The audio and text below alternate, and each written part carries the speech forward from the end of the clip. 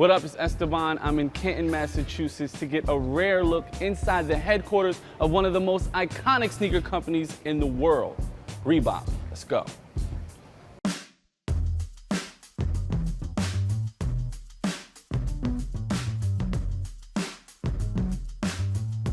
All right, so we are hanging out in the office of this man, Paul Litchfield, AKA Litch, and he is responsible for a lot of the things that you're seeing right here on this table. Now, before you got into the sneaker business, what were you doing? I was in grad school. In grad school? Yeah. Finished my master's degree in biochemistry. I was working on my PhD. Wow. Yeah. And you've used that education to make some of the coolest sneakers ever? No, not really. No? No, actually, yeah. Nowadays, we see a lot of sneaker brands that are trying to be very technologically advanced, but you were like pioneer. It wasn't as bold or purposeful as that. Basketball was pretty hot back then, and particularly for Reebok, we were probably at that point in time the biggest shoe company in the world. We're bigger than everybody. We had a great launch of basketball shoes in 1987, and what we wanted to do was to make the next level of performance basketball shoe. We wanted to make a shoe that was that could accommodate some of the bigger players back in the day, like Dominique Wilkins, who was one of our big athletes, and get a product that could support them in a way that almost made a shoe that was kind of customized for them. We had a bunch of different product that were out there that we're doing in testing, that with straps, and we had braces, and we had different things to make a good shoe. There were some ankle braces that were being used for rehab and all, that with air splints. We just decided to see if we could take that concept, you know, of an air splint and put it into a shoe. So take me through like the timeline, developmental process with like some of the stuff. So first of all, these are two of the first shoes that we had done. This was back in December of '88 and January of '89, and we were getting this ready for the Atlanta Shoe Show, which was a huge show back then. That's when everybody, all the companies came out and kind of in the sporting goods world, and they presented what was coming next. This was called the Pro Pump, and it's got a dial on the side, which is basically like a dimmer switch.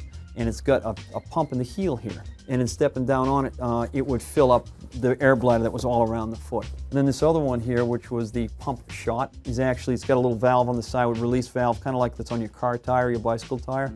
And then you have the pump in the back. These shoes, while historical, are kind of ugly. We couldn't manufacture the shoe. This shoe ended up kind of serving the purpose of informing us the fact that it's a good concept and it works, but we couldn't make it like this. So we ended up getting to kind of a crisis point, like you do sometimes. And I went to our VP of design at the time. The guy's name was Paul Brown. Paul came back after about 4 or 5 days and a long weekend, and he came up with a design that looked like this. We're up here in the Boston area. Yep.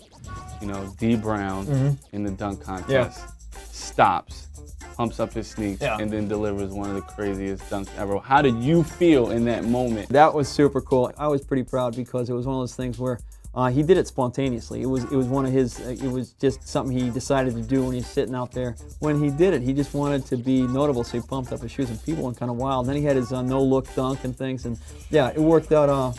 Yeah, exactly. It was awesome. Now, you started out just wanting to make an amazing, functional sports shoe. Yeah. But what you did was make something that became a cultural phenomenon. So not only are athletes wearing them on the court, but we're wearing them in the street, rappers are wearing them in the videos and all this. Yeah. Talk about when you discovered that this was stepping off the court and into everyone's life. Seeing the pump in popular culture was pretty cool.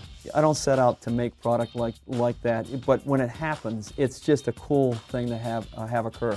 The more and more you saw it, the more it became something that was that I was really proud of. What's next? Give us, you know, what's coming out next. Well, I can't tell you everything. You know that. I understand. Yeah. At least not on camera. Yeah, all right, I'll tell you afterwards. The Iverson, the answer is out there now, right? Yep. And then the Omni is is imminent. And then I would suspect that there's a couple others coming out with a couple other iconic athletes and product that Reebok has done. Thanks so much. Thank you for very your much. time, Thank you. man. Really appreciate This it. was Thank you. amazing. Thanks.